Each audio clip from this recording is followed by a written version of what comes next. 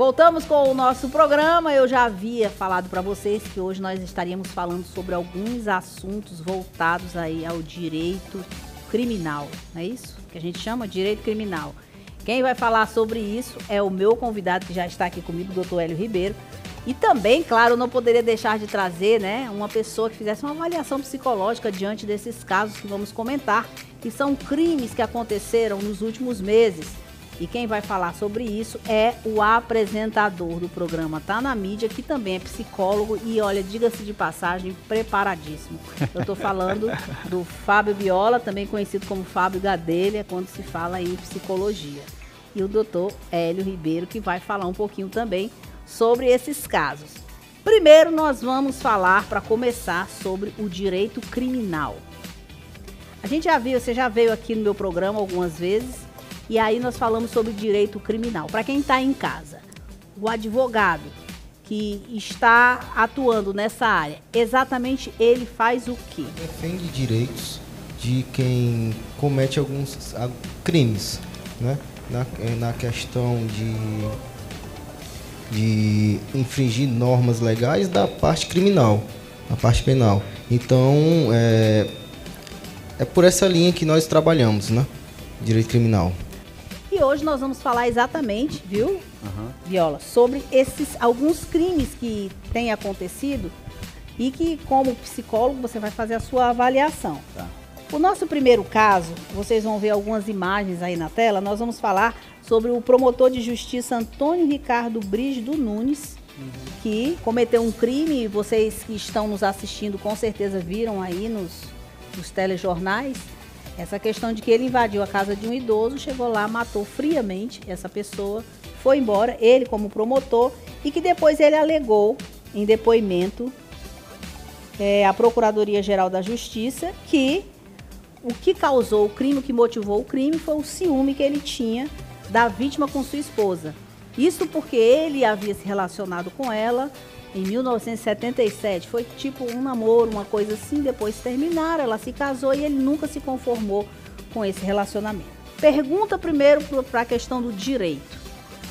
Nesse caso, o que seria mais indicado para a defesa dele? A gente sabe que ele cometeu esse crime, ele já disse por quê, como, e ele é suspeito, né? A gente estava até falando sobre isso. Depois você vai explicar pra gente por que ele é tido como suspeito. Mas assim, qual seria a linha de raciocínio para fazer a defesa dele? Na realidade, ele está respondendo aí por homicídio. Então, assim, eu vejo esse fato mais pela parte doentio, né?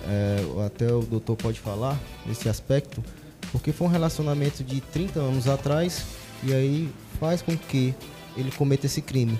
Então, infundado, né? Infundado. Então, eu acredito nessa linha da parte psicológica, se ele tem algum problema, algum transtorno, seria a parte mais viável, né?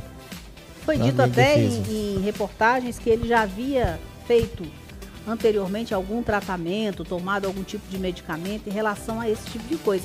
Que a gente pode chamar de quê, Viola? Por exemplo, pode ser obsessão, pode ser... O que você avalia, assim, qual é o nome específico que se coloca para esse tipo de coisa? Para chegar a um contexto, né, para que se possa entender a causa do paciente ou do cliente, a qual o doutor queira chamar, tem que avaliar as questões emocionais, porque a emoção é algo que traça as nossas relações. No caso dele, como hoje a depressão é algo muito vivencial, uma emoção exacerbada, ele pode gerar um quadro depressivo. Então, se ele foi um paciente que já vinha sob um tratamento antidepressivo, né, tomando medicações, e essa emoção dele ficou guardada por muito tempo, isso pode levar a ele a um traço, esse traço que é a qual descompensou a personalidade dele, onde essa emoção do passado hoje se tornou muito presente, onde ele cindiu com a realidade, podendo estar passando, que não é uma razão fechada, por um quadro de uma depressão. Porque a depressão, ela tem várias facetas. Então, dessas facetas da depressão, no caso desse contexto que ele já tinha, essa relação mal elaborada, esse contexto dessa não aceitação, independente da posição social dele, o quadro acometido pela saúde emocional dele estava psiquicamente abalada.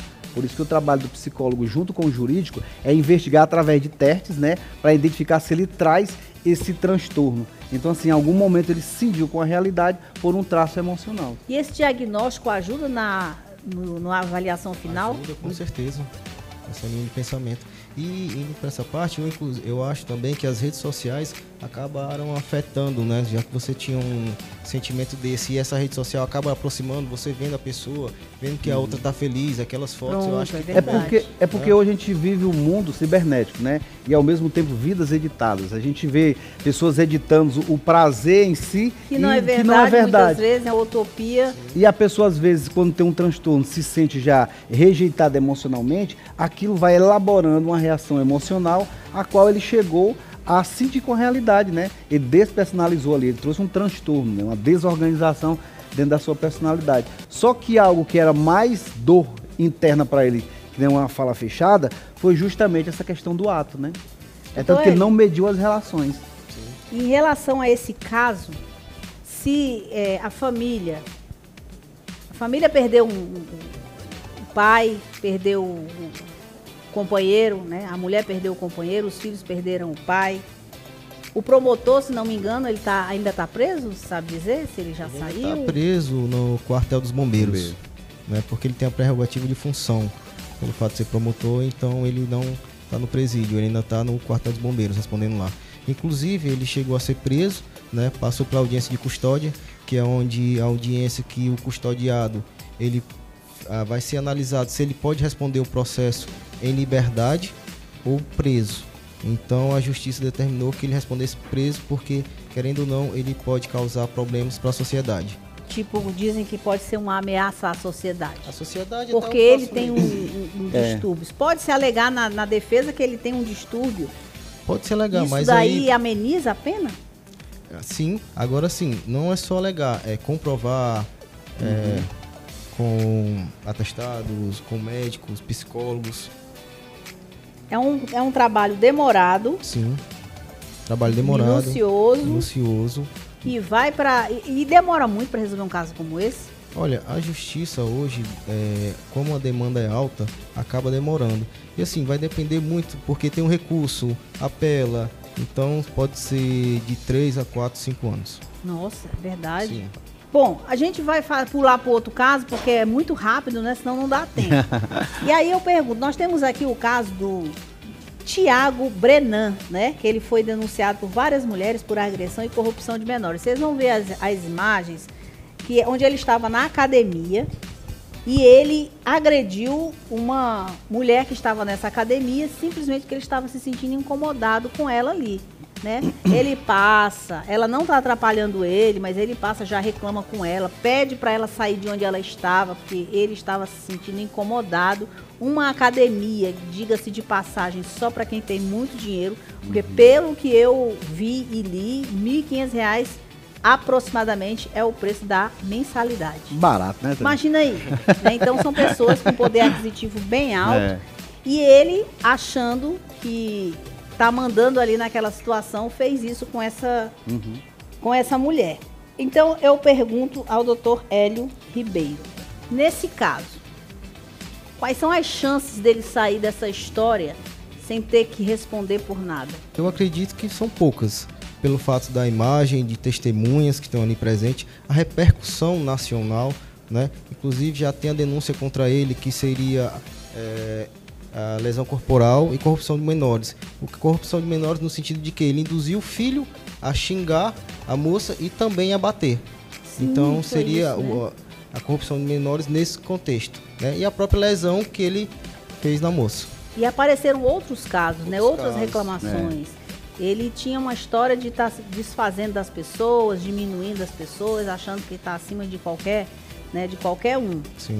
E aí, quando a pessoa agride uma pessoa dessa forma, que você falou, as imagens estão ali, mas essas imagens, elas ainda não contam como provas, ou hoje a pessoa já pode, de repente, usar uma imagem daquela como prova? Não, essas contam como provas. Depende do caso, testemunhas. Não, geralmente depende como foi produzida a prova, né? Mas aquelas imagens podem ser usadas como prova, né? Entendi. Testemunhas que estavam ali. Doutor Hélio, quais são os casos que no seu caso, que você costuma pegar, que você recebe para poder fazer a defesa? Os meus casos que eu mais costumo pegar são crimes de tráfico, né? Inclusive tem um agora que está meio complexo, que foi estupro de vulnerável. Né? A gente está numa análise, mas esse caso é totalmente diferente, sabe? Não expondo o meu cliente, porque assim, no interior, a pessoa querendo ou não, agora aqui tá diferente, mas no interior as meninas estão começando a namorar mais nova. Então assim, ele tinha 19, ele tinha 20 anos, ela tinha 13. E aí começaram um relacionamento, ela engravidou, tem um relacionamento hoje, é uma família, ela já é maior de 18 anos, né? E o filho tem 4, mas no caso tem um processo porque ele começou um relacionamento menor de 14. Então a gente vai entrar numa discussão que vai prender e vai tirar o pai de família, né? Porque legalmente ele está errado. Ele vai ser condenado porque teve um relacionamento com a menor de 14. Mas foi consensual? Foi consensual. Então a gente vai entrar numa linha da parte legal com a parte da sociedade moral. Eles estão mantendo um relacionamento, você vai tirar o pai da criança, o marido dela, por... Não, nessa tese que nós vamos direcionar. Então é uma coisa muito confusa e muito complexa. Não é só pelo fato de ele ter tido um relacionamento com uma criança menor de 14, mas ele está tendo, eles são um casal, são uma família. Depoimento, né, da esposa dele hoje? Hoje é a esposa. O depoimento dela positivamente pro lado dele conta? Conta o fato de ele ter o filho, né, de ele se relacionar. Mas assim, legalmente ele cometeu um crime. Então, tudo bem, mas o crime só não é crime só quando ele é denunciado? O Ministério Público, ele tem um dever quando o menor está envolvido. Quero agradecer a presença de vocês. Por favor, aqui, ó, Darlan tá bem aqui, para vocês poderem se despedir do nosso público, para a gente poder chamar aí nosso próximo bloco. Eu só tenho a agradecer o convite, né? O convite seu, principalmente, sempre que eu estou por aqui, que você solicita. Eu fico muito feliz em saber que você aborda sempre temas interessantes, que eu acho que a gente tem que levar isso para a sociedade, né, doutor? E a você que está em casa, que está nos acompanhando, essa é apenas uma contribuição, não é um artigo fechado, não é uma opinião, é uma colocação nossa diante de coisas que estão acontecendo no mundo. E o melhor remédio para a saúde, eu continuo dizendo que é a prevenção. Não é isso, doutor? Isso. Agradeço também por novamente ter me chamado. Qualquer dúvida, estarei aqui. Me chamar novamente, estarei presente. E muito obrigado. Para mais informações, para conhecer um pouquinho mais do Dr. Hélio. Para conhecer mais o meu trabalho, você pode seguir lá nas redes sociais, Dr.Hélio e acompanhar nosso trabalho, do escritório, meu, dos outros advogados. Bom, obrigado, viu, pela participação de vocês. E nós vamos agora encerrar esse bloco. No próximo bloco nós teremos aqui música boa, voz boa. Nós estaremos aqui com quem, Viola? Tu sabe? Charlie Brown, grande Charlie também agora com seu novo projeto, Charles Lima, aqui no nosso programa, no próximo bloco. Não sai daí que eu volto já.